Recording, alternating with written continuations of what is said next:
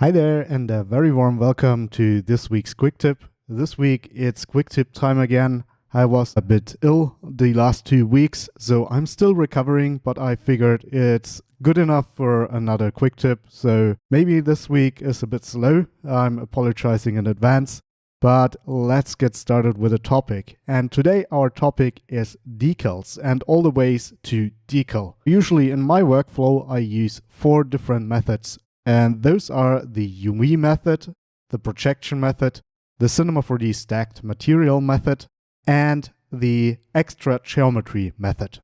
And in the following, we are going through all of those with their advantages and disadvantages. So stay with me as we explore that with our beloved keycap model. Inside of Cinema 4D, I have loaded our trusted keycap here, on which we will demonstrate the different decaling methods. I've chosen the question mark keycap for this, so with all different decaling methods we will put a question mark on the top and a slash on the side. So usually those symbols are both on the top, but I want to show the diversity of decaling, and therefore we want to put the slash on the side for every method. As the name suggests, you already know what you need for the UV method, and that is, of course, you need UVs. So if I shift double click here, you can see Cinema 4D open the UV editor, and I've already prepared some laid out UVs here. I've done that using Rhizome UV, but you can also use Cinema 4D's UV tools for that. I won't go over laying out UVs here in this quick tip, but I've already planned doing an overview over my Rhizome UV workflow that I usually use.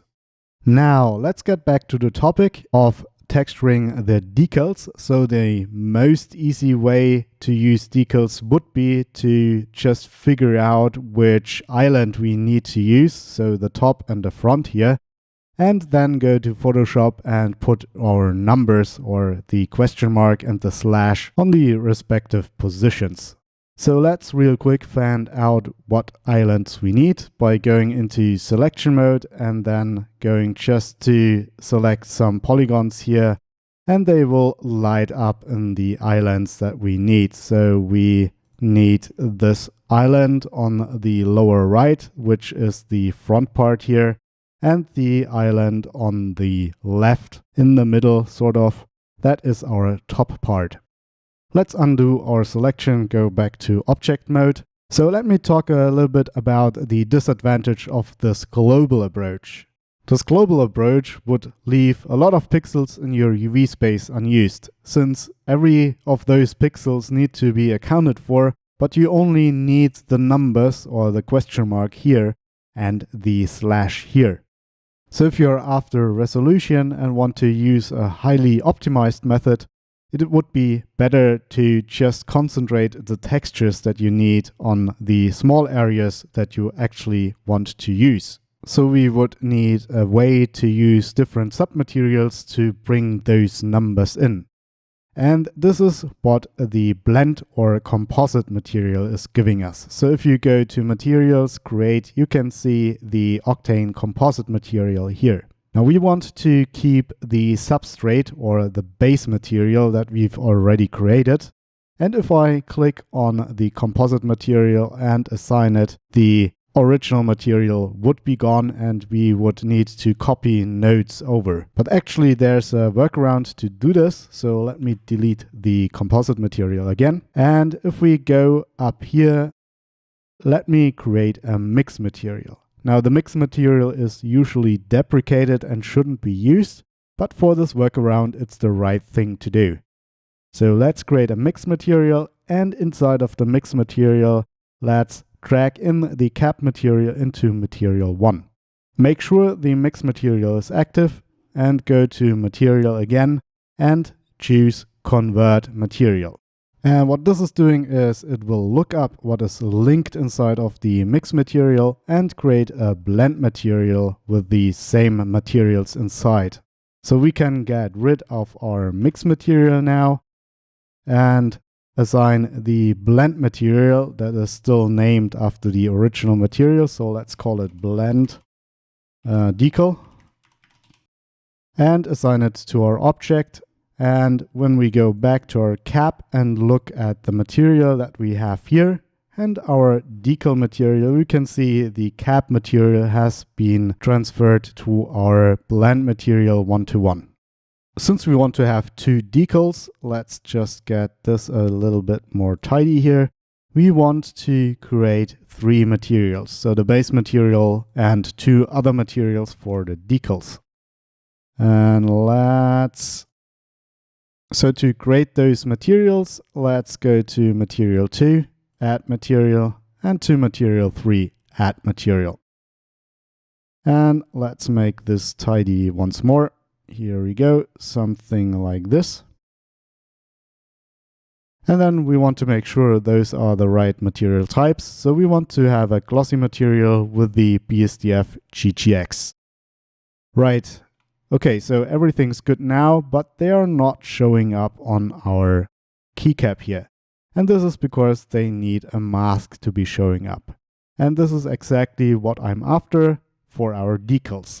So let's bring an image texture in, and we actually want the image texture to be something I prepared, the question mark. And if we now put that question mark into the mask, nothing is happening. The preview here has changed with a question mark, which is good. And we can see something has been happening here, but it's on the wrong position.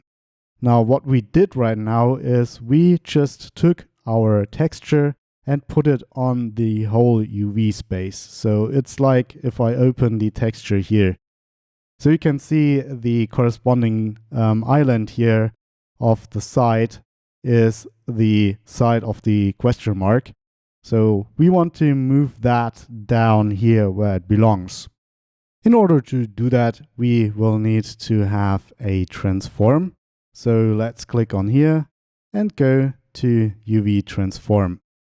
One other thing that might be necessary if you low on VRAM is to make sure you use the float type instead of the normal type if you have a grayscale texture. So let's get rid of the texture in here and close that down. So we want to have our question mark in that region here. So what we need to do is just go to the transform and then transform X and Y to the respective position. So something like this. And maybe a little bit lower. So something like this. And then of course we want to scale it down so it is smaller. Okay, this is looking good, but also not, because now we're having a lot of question marks all over the object. But this is also a very easy thing to solve. So let's go to the image texture here. And with the border mode, you can set it to black color. And this makes sure that everything that is not the original question mark, so everything that is repeating, is cut off to a black color. And this leaves us with our original question mark, which I need to position a little bit more towards the center here. And now you can see that this gives us our nice decal. So for the slash, it's actually very similar. So let's just duplicate that material here and put it into the second mask slot, and then change the texture to be that of the slash. Now, right now, the material is at the same position. So if I just change the color of that material, you can see it is taking precedence. So it's basically covering up the question mark because it comes after the question mark. And if you remember the UV island position for the front of the keycap, it was on the lower right. So let's just go into transform and transform that to the lower right. Lower right. Here we go. And this is a good indicator where we are. We want to be somewhere here. So it's too far on the right and maybe a tad too low. And now if we move and fiddle around a little bit, you can see that the slash now has turned up with the color of the other material in the right position. Now the last thing I want to tackle with that is if we want to, instead of a singular color item, want to have a logo or something on there. So that would mean that we need to have a texture inside of the material that is displaying that color. So let's go for another image texture here and actually load in the Octane logo. So if we do that, we go to diffuse, becomes purely red. And if we load here the alpha of that logo, it has the shape, but the logo is of course off. So we need to use the same transform for the logo as well as the alpha. And as soon as I do that, you get the Octane logo on top of the keycap. You can see the original texture here is tiling, but that doesn't matter because it is cut away by the alpha. If you want to be super exact, you could use the wrap around method, choose to border color, clamp value, and that will keep the red color going onwards to all sides. Now, of course, you could refine your materials by, for example, using the alpha here as a bump to make the printed portion here stick out a little bit, or just change the roughness and everything like that. But this is not a shading tutorial, but a decal tutorial, so I won't go over that also. Not today, at least. So let's look into the advantages and disadvantages of UV decal mapping. So the advantage is that it is very precise and it's a good, robust way to place decals. Of course, the disadvantages being that it requires UVs to work, and placing the decals using the transform can be a bit counterproductive, as it needs a bit of understanding where your islands are and where you have to transform them to. So the next method is the decal projection method, and actually it uses a lot of the same workflows as the UV method. But it doesn't use UVs, so we can just delete that UV tag here. Now if we go to our material and our blend material, it is still set up in the same way that our UV projection is set up. And this is because instead of UVs, we are just going to use projections.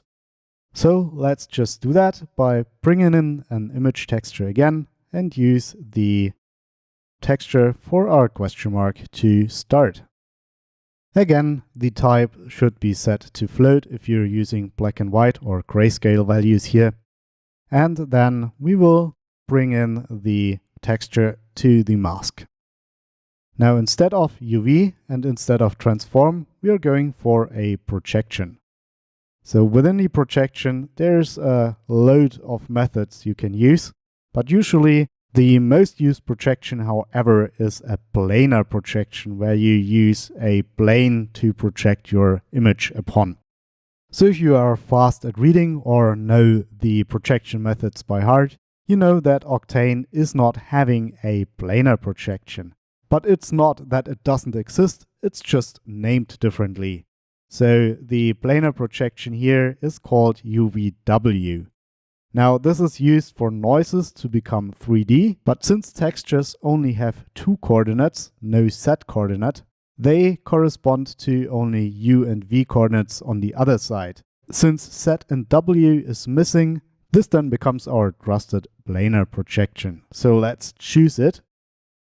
Now our object becomes purely white.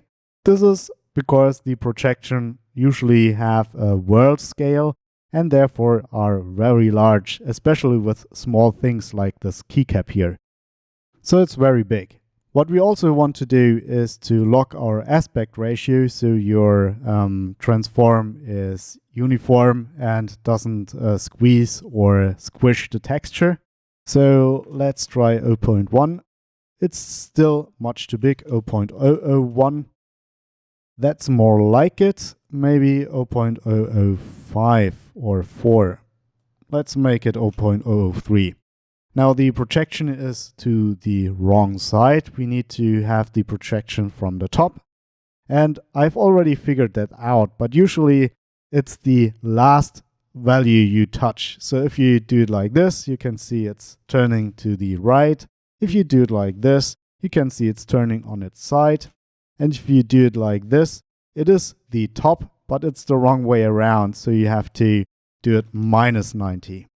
Now it is repeating again. To avoid that, we already know what to do. So we need to set the wrap around mode to black border or clamp value. Black border in this case is fine because the border of the question mark is black. Now for the slash here, that becomes purely a repetition by just copying that texture here and then piping it into the respective mask 3 and setting up the slash instead of the question mark. Now we already know that the front projection here is set the 0 rotation. Now we just have to move it up. Since this is in real world scale, moving it up with the slider can be rather tricky. So we just use a couple of zeros and then go 0.07 or something like that. And there we have our slash. So I hear you asking, what's the difference to UVs then? Well, the thing with projection is that the projection doesn't stop at the first wall. So with the UVs, you have distinct areas to UV islands, and therefore each pixel only is represented once on the object. With a projection, you project through the object. So you have the question mark here and the slash also penetrating. Sometimes this isn't very important and you can get away with that if you just see the object from one side, for example. But on other occasions, for example, if this keycap here was transparent, you wouldn't get away with that. So you need another method to restrict your projections to a certain area of the object. You might be thinking of selections, but selections can't actually be accessed inside of the Octane nodes, so we need to find another way. And actually another way is the Vertex Map. And I already did a tutorial about this and how to use the attribute texture to bring in Vertex Maps into Octane, and this is exactly what we are going to do now. So let's select the keycap here, go into polygon mode and do a loop and then a fill. And then we can go to select and then set vertex weight, set this to 100 and click OK. So we have now a sort of selection. So if we then name this weight, maybe Q for question mark, and then go here inside of the nodes and generate a attribute texture, and also call that Q. You need to multiply that with the original projection.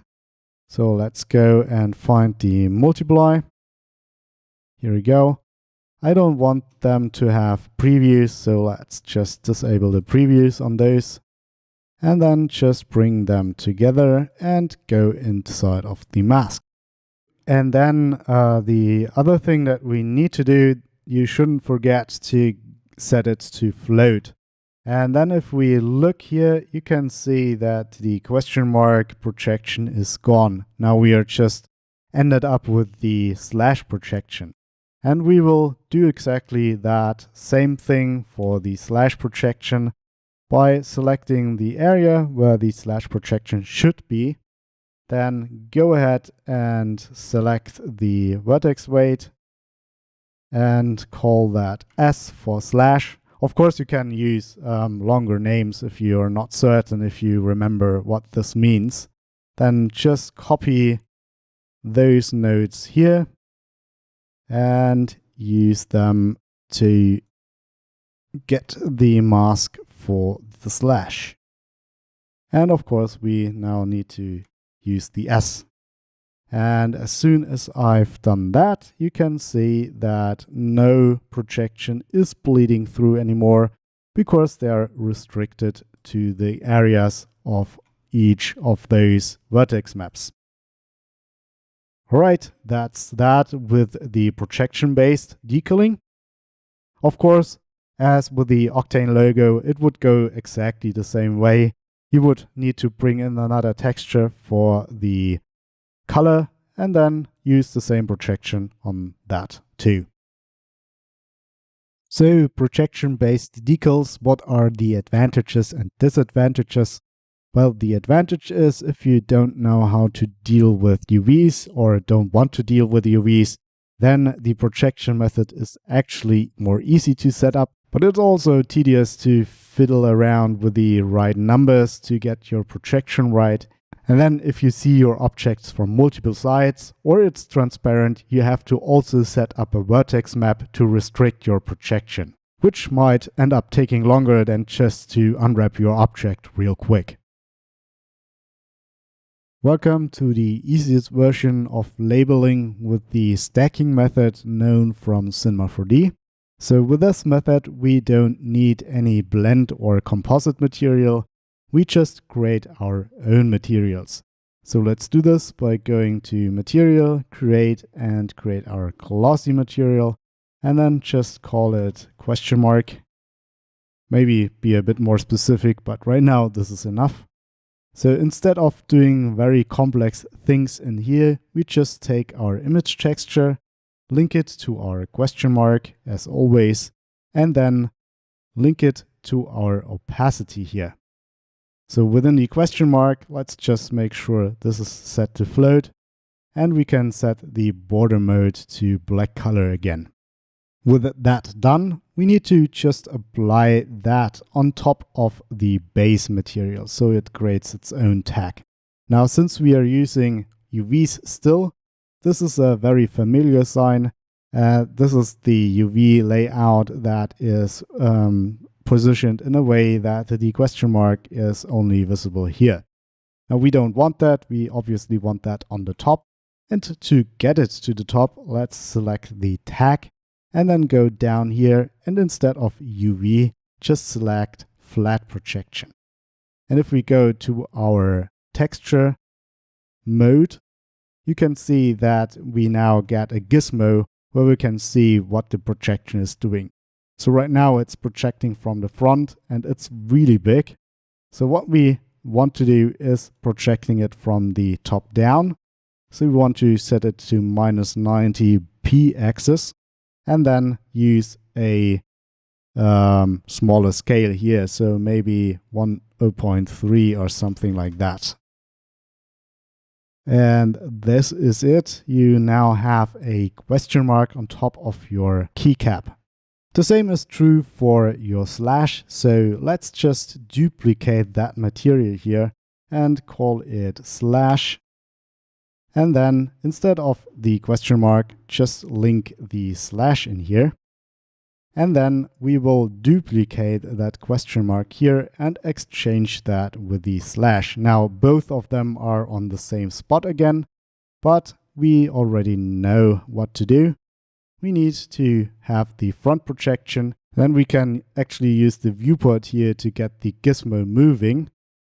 So that should work when we go into the move tool and just move it up. Or we could just use the numeric values, whatever you want. And as easy as that, we just have made our two projections appear here. Now it's the same problem with the projections as we have with the Octane projection.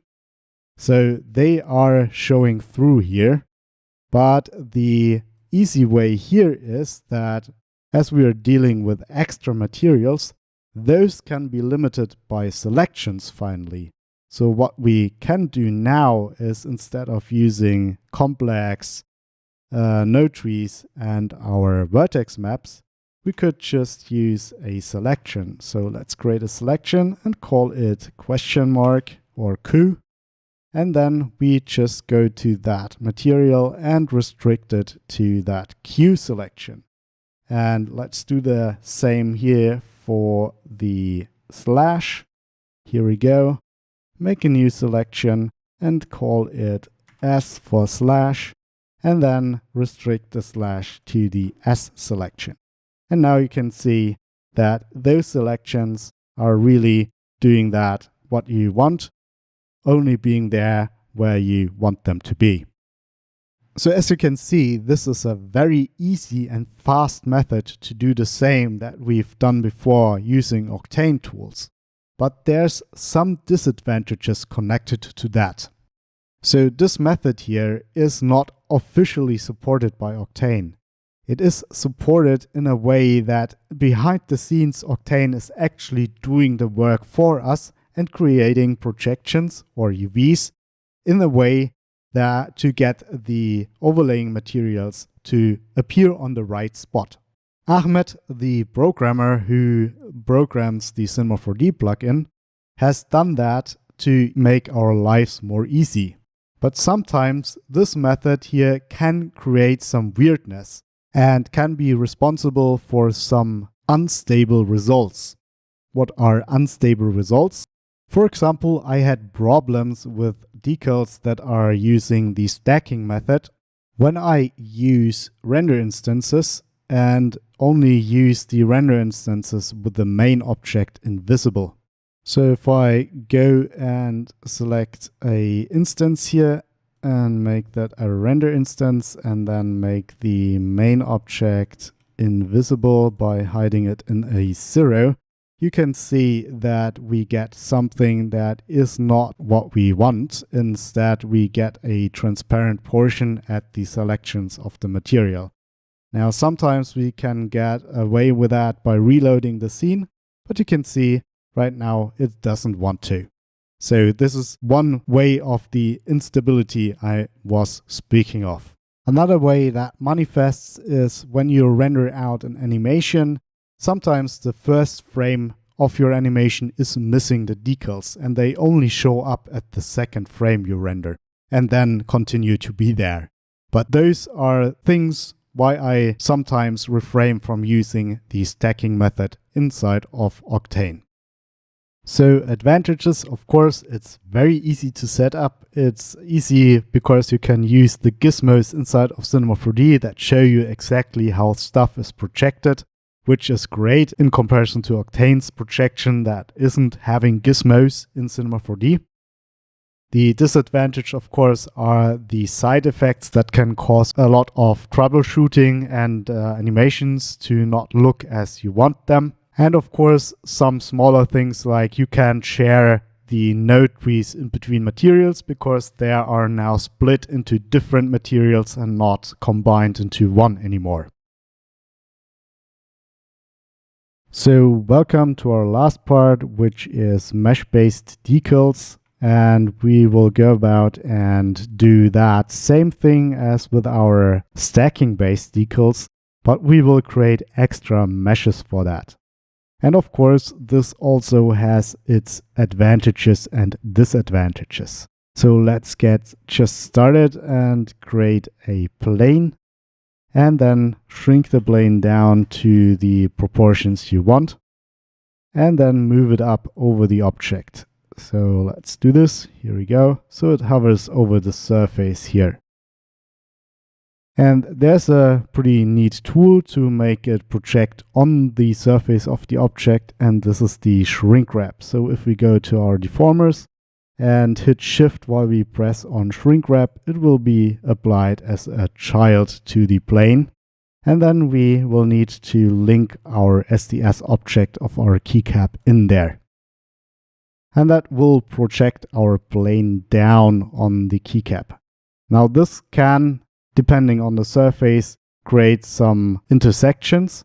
So there is a way to prevent that by also applying another deformer here.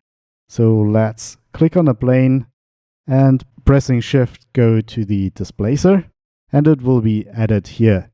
But it needs to be under the shrink wrap actually. So what I want to do here with the displacer is to move the surface up just a little bit. And I do that by going into the shading and bringing in a white color here, and then lowering the height to a reasonable amount. So even 0.1 is too high up from the surface, so we need to make the amount smaller. Now even that might be too high, and the black border here indicates to me that I have a problem with a ray epsilon, or in other words, the ray epsilon is a bit too large here, so I can make it even smaller. And you can see now we get in the right behavior for the shadows and something like that. So always keep that in mind when you're dealing with very small objects. You might be running into problems with ray epsilon. So this is still too high, so I go into the displacer and add another 0. So you can see it's barely hovering above the surface, and this is actually what I want. Maybe I want to be at 1.5 to be sure that we are not running into intersections. And the rest is repetition all over again. So we go to our materials, create a glossy material, make sure it is set to GGX. Well, usually that's what I do to prevent materials from looking strange. I might go over the BSDF functions and what they do in another tutorial. So go here, make that appear in the material editor, create a image texture, link our question mark in here, and bring that into opacity, and then obviously assign that material to the plane. Now, since this is a plane and it's a very basic object and it already has UVs, you don't need to do anything more than that to make our question mark appear on there. And it's a very, very similar workflow with the slash. So I just can duplicate that object, that plane, and then move it to the side of the object here. So let's do this real quick. Go to the move tool, or first rotate it 90 degrees, and then move it to the position where you want the slash to be appearing, somewhere here. And you can see now we have some intersection problems here. Now we will deal with that later. Let's just first duplicate our material and interchange our question mark with the slash, and then assign the slash here. Now to deal with that is either you need to make the ray epsilon even smaller, which isn't possible because we're already at a very, very small level of the ray epsilon, or we can move the plane further away. So let's try that. Here, that almost took care of it. The other thing that you might need to do is to make the subdivisions higher on that plane so it is following the surface better. So let's try that by making it 15 by 15. And this seems to have been taken care of the issue. So as you can see, this is another way to place decals. So you also have seen that it can cause artifacts and what to do to prevent those artifacts. You can also see that you will never get the perfect alignment that you would get with a texture workflow, but sometimes this workflow is enough because you don't see the decals close up, or you even want the decals to be peeling off slightly. So you can use noise in the displacement to make the decals here peel off and stuff like that, which would be rather hard with a texture workflow since you would need to use displacements and all sorts of stuff to pull that off.